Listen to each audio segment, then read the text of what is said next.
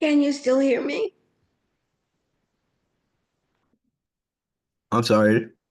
Can you hear me? I can't. Do you see my PowerPoint? I do not. Not yet. Okay.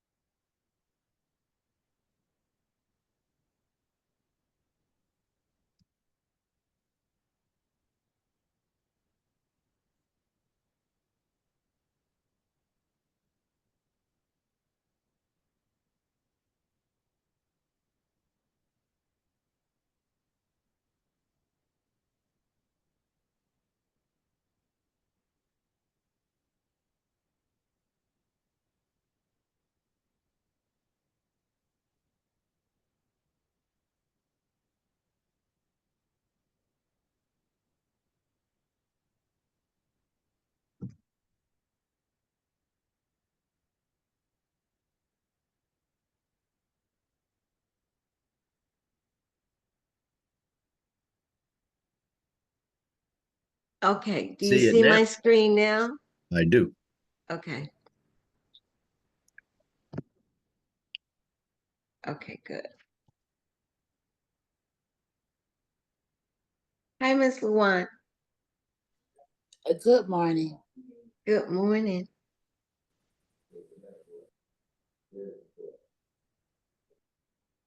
I'm going to start in a moment.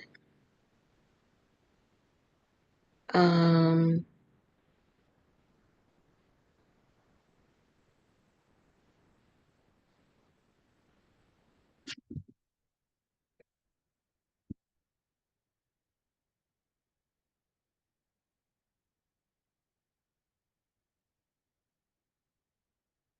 I'll wait a couple minutes, maybe one more minute.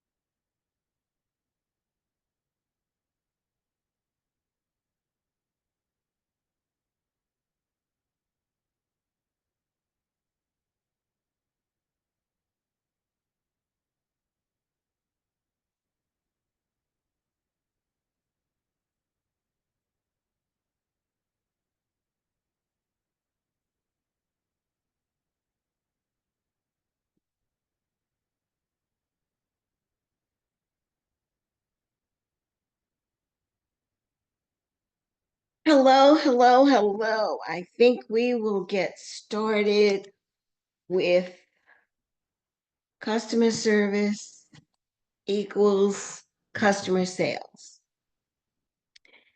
That's a statement that I've used, and it's also a book that I've written a long time ago. Seems like a long time ago. It really hasn't been that long ago. But I thought after the different things that we've experienced during this past annual enrollment period, Medicare annual enrollment period, it would be a good time now to readdress customer service equals customer sales. So, of course, I'm Faye Horton, and I don't spend a lot of time talking about me because you didn't really come here to find out about me. If you want to know about me, I'm all over the internet. You can come to my Facebook group. I sell Medicare plans and learn more about me and what I do. But I've been doing this for over 20 years, so I think I have a little bit of perspective into how customer service actually does help your bottom line. So, in dealing with customer service, the most important thing is the emotional element of customer service. And these are the things that we're going to cover today: empathy, compassion, friendliness, patience, and trust. And you may be thinking, all of those seem very, very, very similar, but each of them has its own uniqueness about it. And when you roll it all together, it's what you need to actually exhibit that true customer service. So, starting with empathy. Empathy is understanding and sharing the customer's feelings, even if you haven't personally experienced the situation. So think about that. It's sharing the customer's feelings, understanding the customer's feelings. It does not mean that you feel the same way. It doesn't mean that you have experienced the same thing that the customer is experiencing. You may have never had that problem. You may have never heard anyone else that have had the same problem, but it's understanding from the customer's viewpoint what they are actually feeling at the moment. So that requires that you have active listening. You have to pay close attention to what the other person is saying, both verbally and non-verbally. Don't interrupt when the person is telling you their situation or jump to conclusions. You really have to try to understand whatever it is that they're expressing to you from their perspective. This was a difficult thing for me because sometimes my mind works quickly. Remember, I said sometimes. And when my mind works quickly, that means that I have already gotten the answer before the person finished just telling me what the situation is. And it took some time for me to train myself to stop and listen. And then sometimes I don't do that very well, but it is something that I work on continually because it is so important to actively listen and pay close attention to what the other person is saying. The nonverbal is almost as important as the verbal. You will have situations as insurance professionals where you're speaking to an individual who may or may not know how to express their feelings. So you will need to learn to also observe and pay close attention to their nonverbal words. Someone who's sitting with their arms folded in a certain way can tell you something about what they're saying. Someone who's sitting and they're sitting with their spouse, but they have a certain position of their body tells you something that they want to say, but they're not really saying. This, this empathy is about the ability to understand and share the other person's feelings, watching and paying close attention to verbal and nonverbal actions. Important note, We'll have important notes as we go through the webinar. Empathy is not about agreeing with someone or condoning bad behavior. It is absolutely not, does not mean condoning bad behavior in any way, shape, or form. It's about understanding the other person's perspective and showing them that you care about it. So that's important. That's the important note about empathy. The next piece is compassion. I thought for compassion, the best way that I could do this would be to demonstrate feet and shoes, because to be compassionate, you have to actually place yourself visually into the other person's shoes. Compassion is showing genuine care and concern for the other person's well-being and their experience. And the only way that you can do that is to actually mentally place yourself into their shoes at the moment. Now you're only human, so you may not be able to do that right away, but if you're listening attentively, then you're able to actually place yourself into that customer's shoes. If I may, let me ask the question here. And this is if you're watching live or if you happen to watch a replay of this webinar. Have you experienced or have you met a customer who presented an issue to you that you could not quite understand? If you have, do me a favor, place an A in the chat box or in the remarks section if you're watching the replay. And if you have not ever experienced anyone who's had a situation that you could not understand, then place a B, the letter B for boy or the letter A. So letter A, if you've had a situation that you could not quite understand, and the letter B, if you have never ever had anything like that happen to you. Thank you so much. I will be looking at the chat and going through the questions and answers at the end, but I want you to start to think about those things that are going to be important to actually showing your customer true engagement. So we're still on compassion, and it's not appropriate to say to someone, I know how you feel. Because can you really feel like they feel?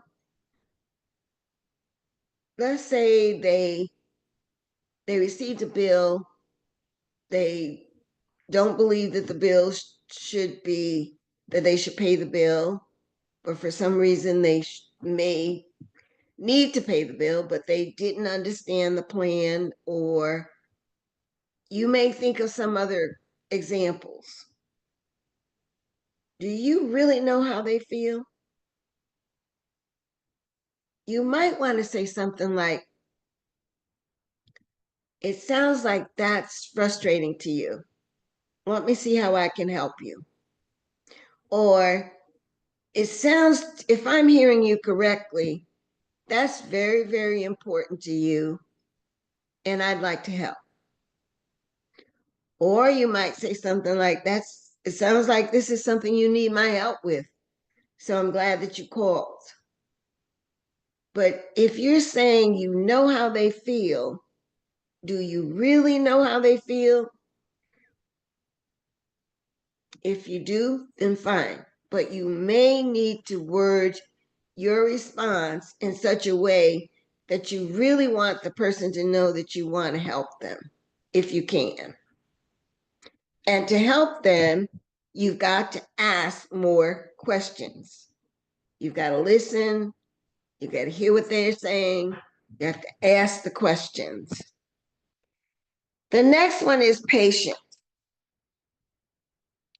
Patience is recognizing that your own biases and assumptions may affect your interactions with others. Oh, what do you mean by that? Well, you're only human.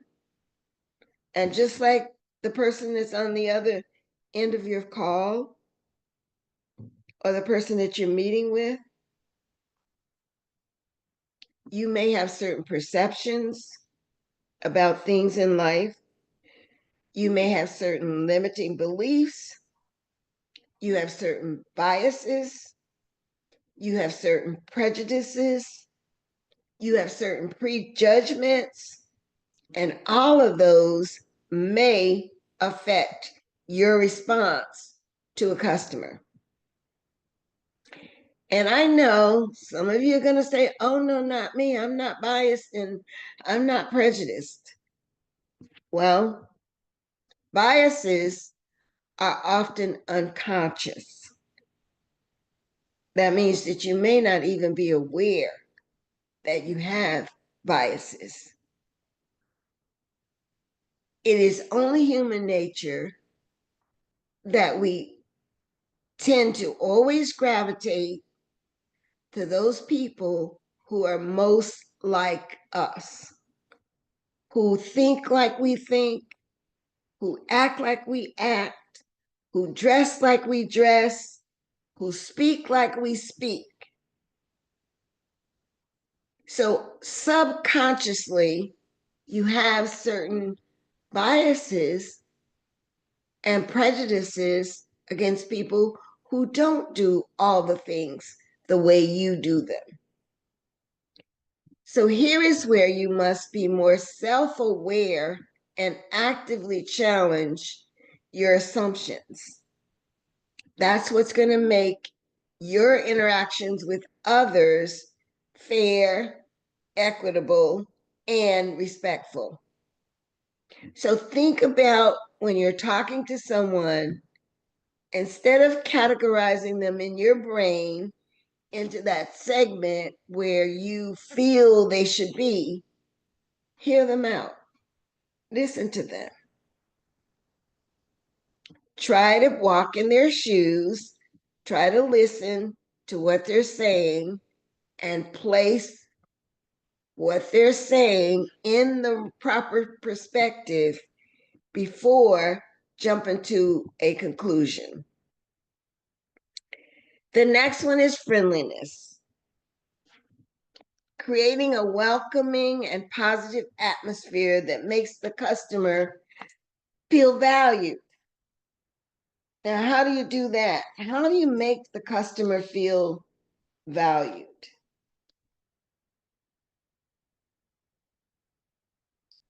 There are many ways that you can make the customer feel valued, but the first one would be to remember the golden rule.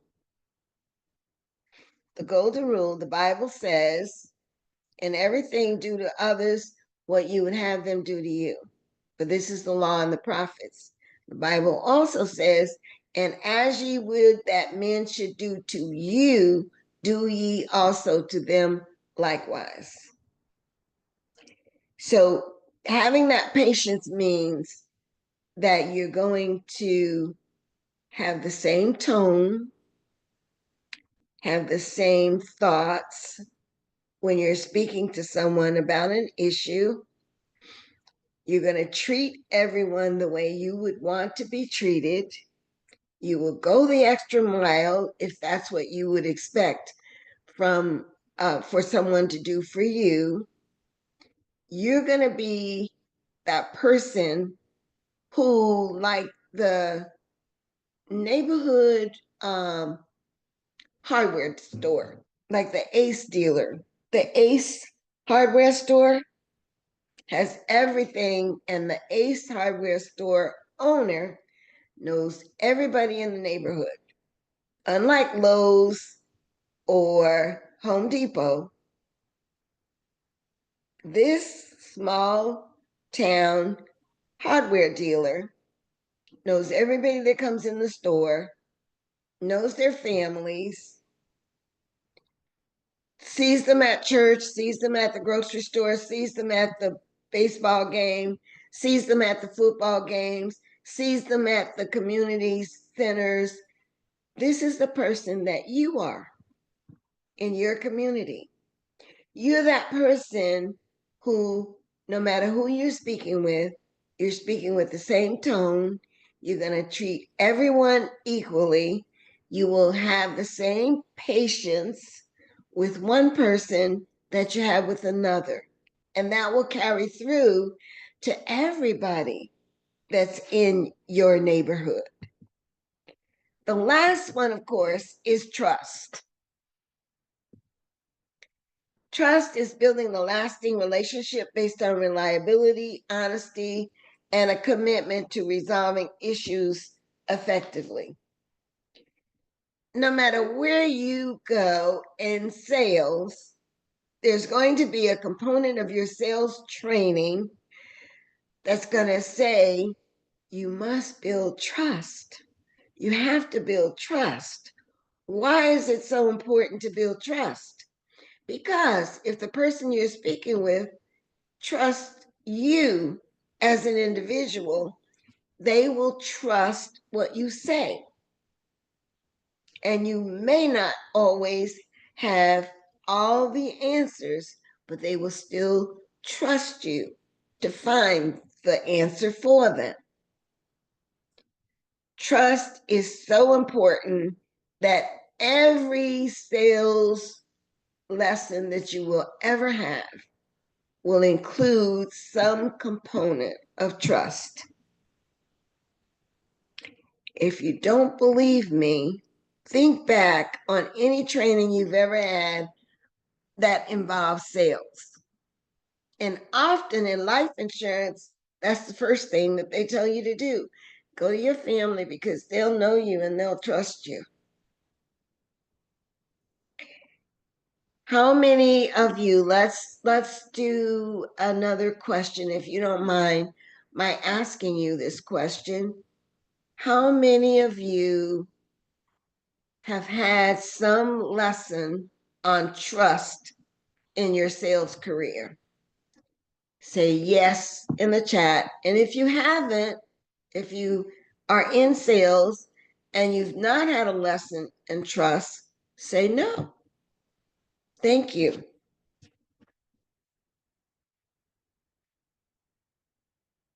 It looks like most of you have had some kind of trust that's been included. Now, happy customers equal repeat business and growth.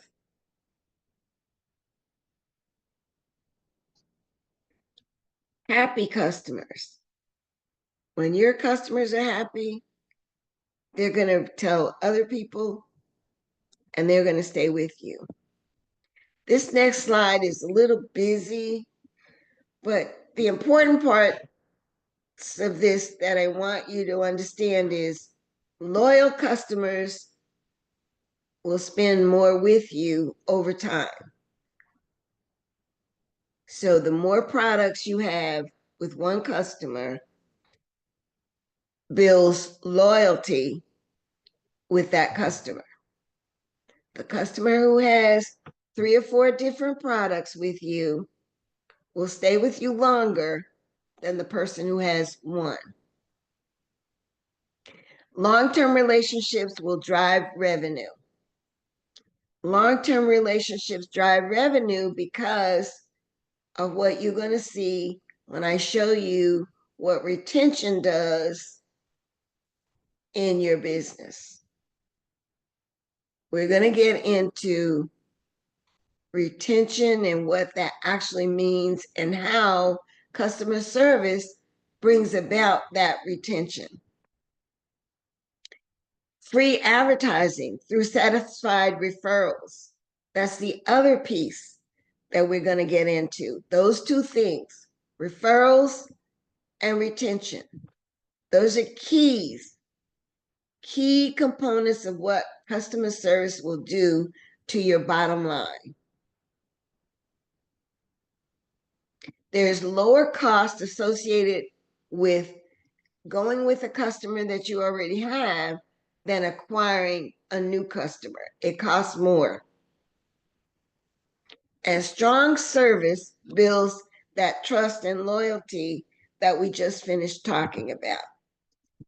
How many of you know Miss Jerry Taylor? Miss Jerry Taylor of Lionheart Medicare is a very successful Medicare broker. So I asked Jerry, tell me about your retention. Tell me about your referrals. And this is what she said. She said 99% of her business is referral business and 98% of her business is retention. Jerry even says she gets upset when somebody dies. And she really gets upset when she learns that someone is changing, and she tries in every way that she can to find out what happened, why did they change. So she's constantly, from the very beginning, in contact with her customers so that she stays in touch with them. They see her in the community. And of course, you just saw she has the bus. So they see her when she's coming and they know when she's there. And she's always getting referrals. So now what does this really mean to a very successful Medicare broker? 99% referral and 98% retention. So let me give you an example. 99% referral means if you had 100 customers, 80 to 90 of those came to you from other customers. And they may have come one at a time, but often when a customer refers someone, they refer more than one person. The average customer who starts to refer customers to you will be 4.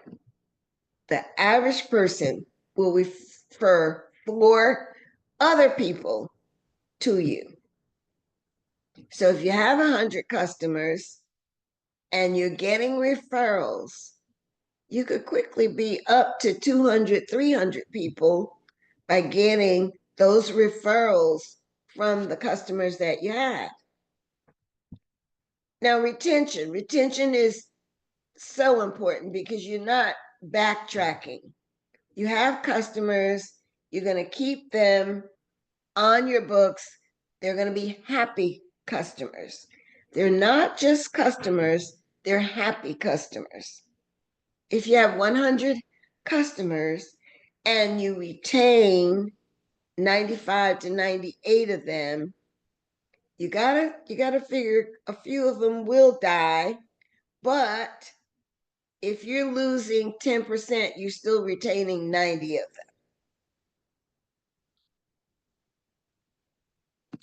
them. Jerry's retention rate is higher, but on average, if you have 100, you're going to retain 95 to 98 year over year.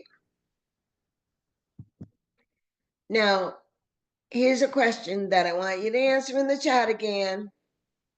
If you were going to get new customers, this is what it would cost you. You would be spending $500 to $1,000 a week if you were consistently thinking of adding anywhere from 15 to 25 new customers a month. You would be spending $500 to $1,000 a week or $2,000 to $4,000 a month.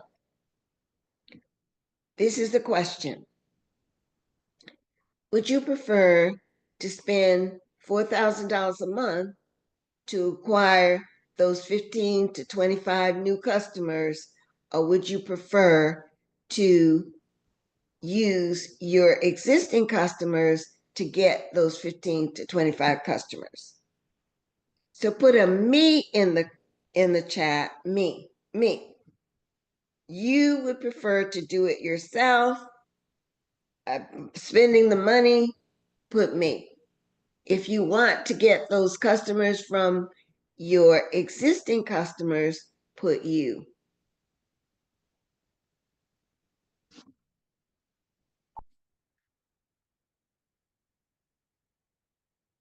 Okay, that makes sense, doesn't it? Remember, happy customers equal repeat business and growth. We're not talking about just customers. We're talking about happy customers. So now let's look at what that retention and referral means to you in terms of numbers. When your bottom line is, you really want to know, well, what is that? What does that all mean? I don't have any customers right now. So what does that mean for me? So let's say that you're in your first year.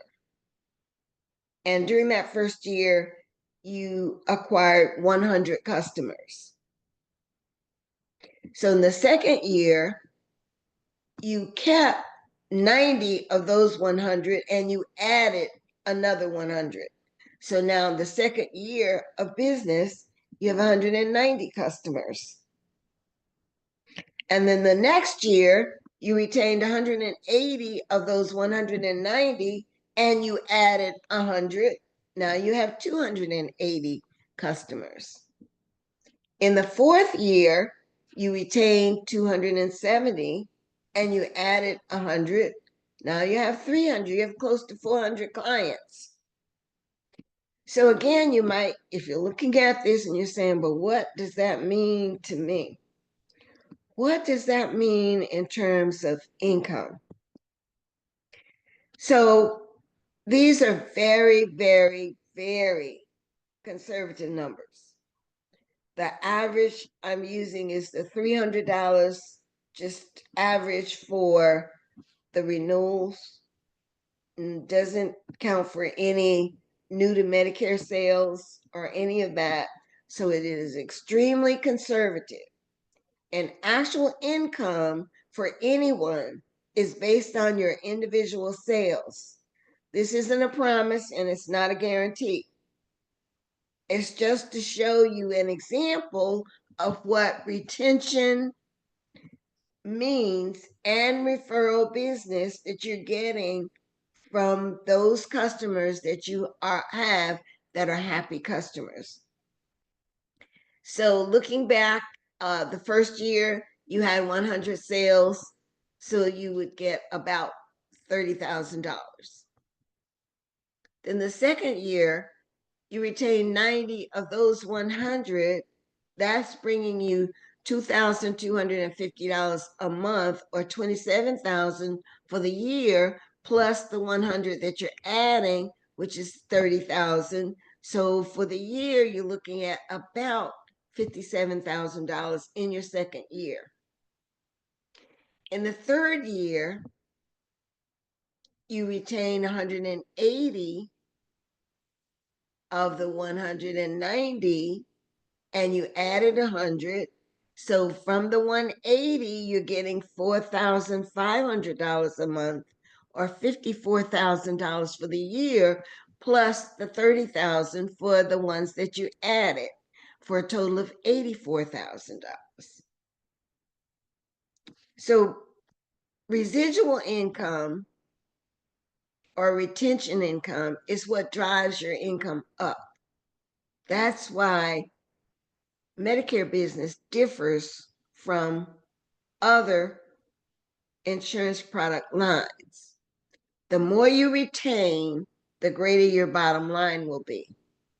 So looking at this chart, the goal line that goes straight up from 30,000, that's the total. See, it goes up to the 84,000. The blue line that starts at the 30 and extends up is the residual income. The blue line that goes straight across and is level, that's the 30,000 each of the years, year 1, year 2, and year 3. So that's steady. But what drives that income up is that residual income gets more and more as you have more customers. Are there any questions about this?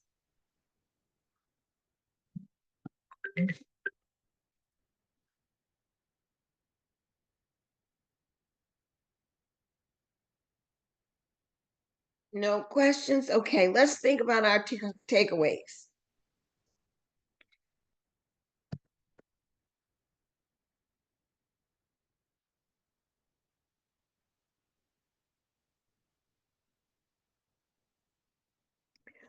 Focus on the customer experience as a core value.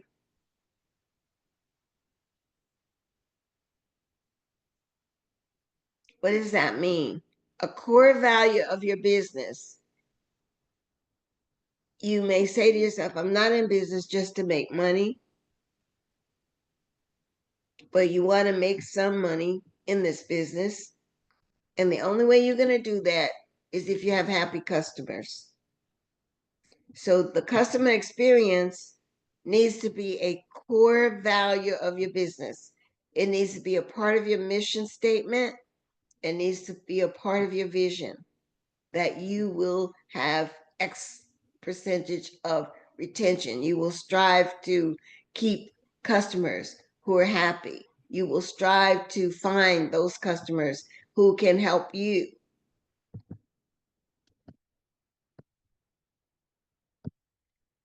Empower associates to go the extra mile. Now, you may be working with someone or you may not be working with someone. If you are working with someone else or you have someone who does assist you, be certain that they are able to actually help a customer.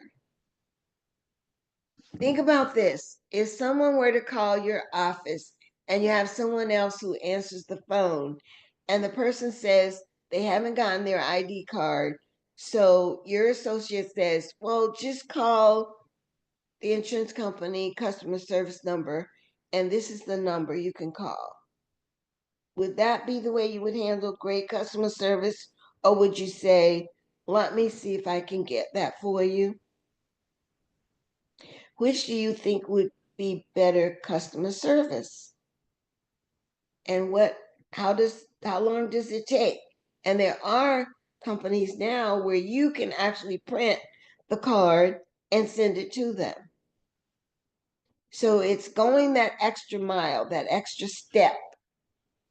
Do whatever it needs to be done at the moment to have that customer leaving with a happy experience. Invest in training and development of consistent customer engagement and interactions. So if you don't know what it means to demonstrate great customer service, invest in training and development to do that. Learn more about what it takes to work with people. Learn more about how to satisfy people and have them understand that they can call you for anything. It may be about their car insurance and you don't do car insurance. But if they call you, you're going to direct them to someone who can actually help them. Use customer feedback.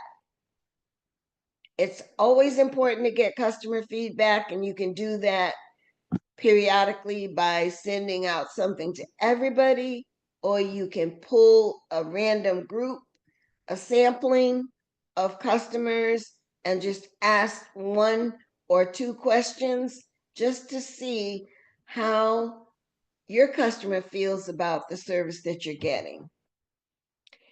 Measure and track customer metrics. This is where you're going to keep track of the number of customers you have year over year, the number that left, the number that died, the number who changed plans, the number who were not happy, and the ones who stayed, the ones who are happy.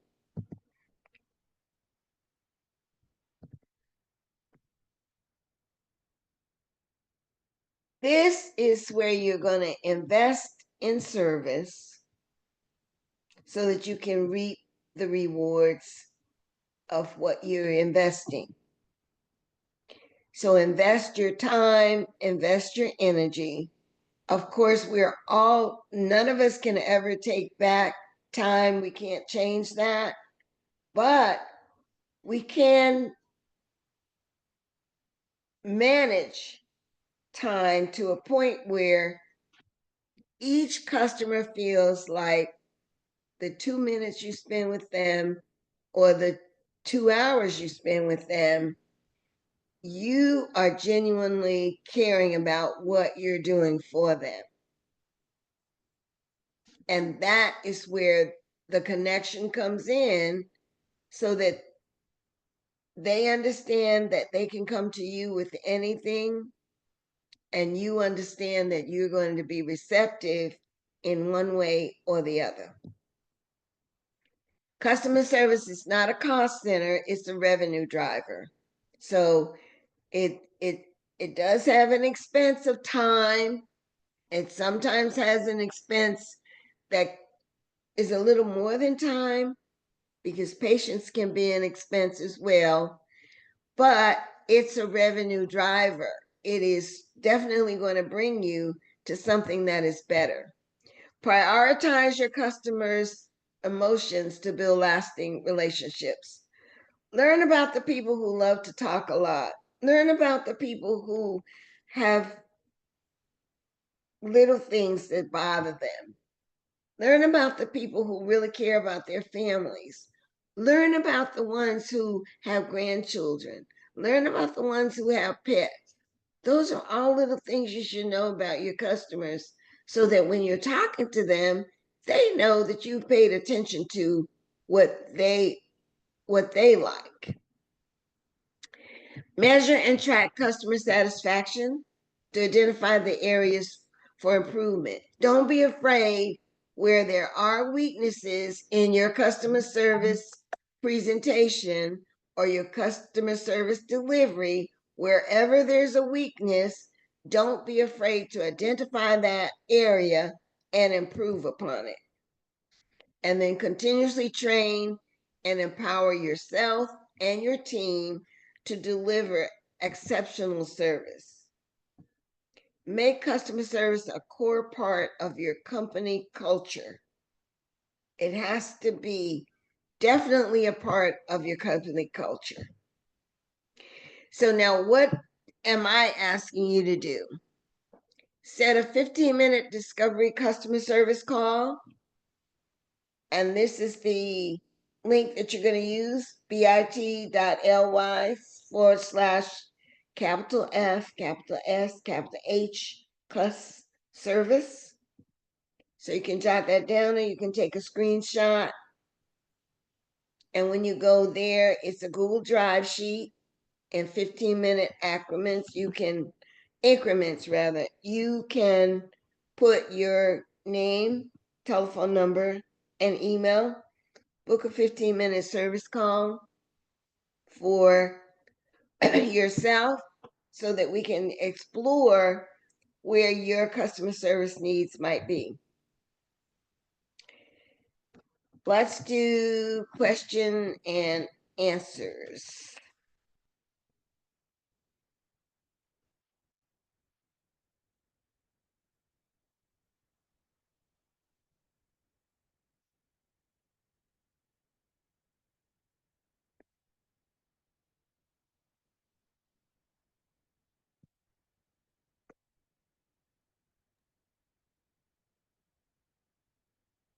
Okay, I didn't really see any questions in the chat. Does anybody have a question?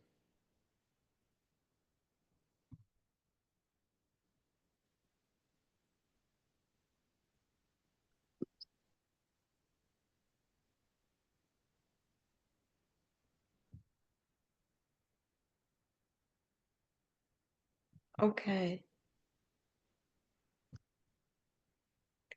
No questions. Everybody understands the customer service and the importance of customer service. So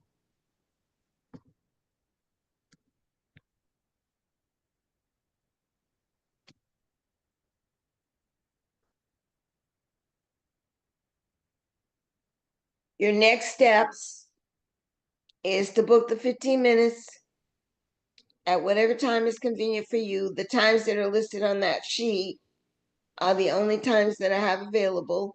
And in those 15 minutes, believe it or not, we're going to categorize your customers so that we can choose the best communication methods for them. You will learn who your customers are and the best automations to stay in touch with them. Create tools and follow-ups that encourage referral business, and establish year-round communication that keeps customers aware of enrollment dates and other important information. The benefit of your 15-minute discovery call is whether you work in groups or whether you work one-on-one, you will get, as a result of your booking your 15-minute, an annual communication schedule for Medicare customers. So it'll be a suggested schedule just for you and the way that you conduct business. If there aren't any other questions, then I want to thank you all for coming. Thank you so very much. Thank you for sharing. Oh, you're welcome. Thank you, Ms. Faye. Great information as always. Okay, thank you. Have a good one. You Merry too. Christmas, everybody. Merry Merry Christmas. Christmas.